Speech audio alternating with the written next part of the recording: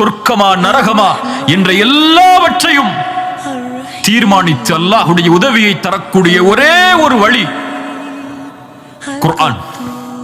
குர்ஆன் மக்லூக் அல்ல, குர்ஆன் படைக்கப்பட்ட பொருள் அல்ல, குர்ஆன் கலாமுல்லாஹ், அல்லாஹ்வுடைய பேச்சு குர்ஆன். ஒரு மனிதன் குர்ஆனை விட்டு தூரமாகிறான் என்றால் படைத்த இறைவனுடைய பேச்சை நிறுத்துகிறான் என்று அர்த்தம். வேண்டாம் எனக்கு, என்னிடத்தில் இறைவா பேசாதே என்று தடுக்கிறான் என்று அர்த்தம். முஃமின்களே, முஸ்லிம்களே, குர்ஆனை திறந்து ரப்பை உங்களோடு பேச அனுமதி அளியுங்கள். அந்த கல்விலே அந்த குர்ஆனுடைய வசனம் பேச பேச ஒளியால் அந்த கல்பு நிரம்பும்.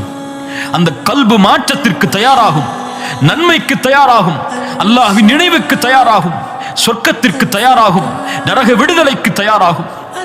யார் அதை விட்டு தூரமாகி வாழ்கிறார்களோ, وَمَنْ أَعْرَضَ عَنْ ذِكْرِي فَإِنَّ لَهُ مَعِيشَةً ضَنْكًا.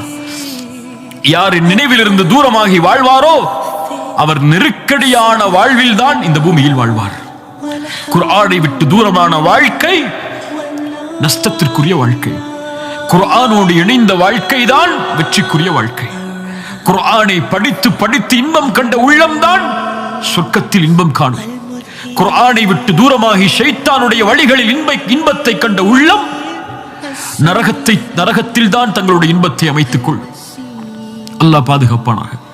குர்ஆன் மேன்மை, குர்ஆன் உயர்வு, குர்ஆனுடைய வாழ்வு இருக்கும் வரையும் வாழ்வு நிச்சயம் வெற்றிக்கான வழியில் தான் சென்று கொண்டிருக்கும். அல்லாஹ்வுடைய அன்பில் தான் இணைந்திருக்கும்.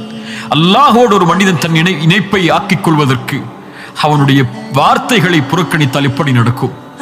குர்ஆனை வாழ்வோடு இணையுங்கள். காலை மாலை இரவு என எல்லா நேரமும் அல்லாஹ்வுடைய வசனங்களை முஃமின்கள் ஓதிக்கொண்டே இருப்பார்கள் என்று குர்ஆன் சொல்கிறது.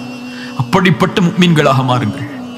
முனாஃபிக்குகளை போன்று குர்ஆனை ஏதோ ஒரு காரியத்திற்காக மட்டும் பயன்படுத்தக்கூடியவர்களாக மாறிவிடாதீர்கள். குர்ஆன் வாழ்க்கைக்கானது. குர்ஆன் என் வாழ்க்கைக்கானது, உங்களுடைய வாழ்க்கைக்கானது.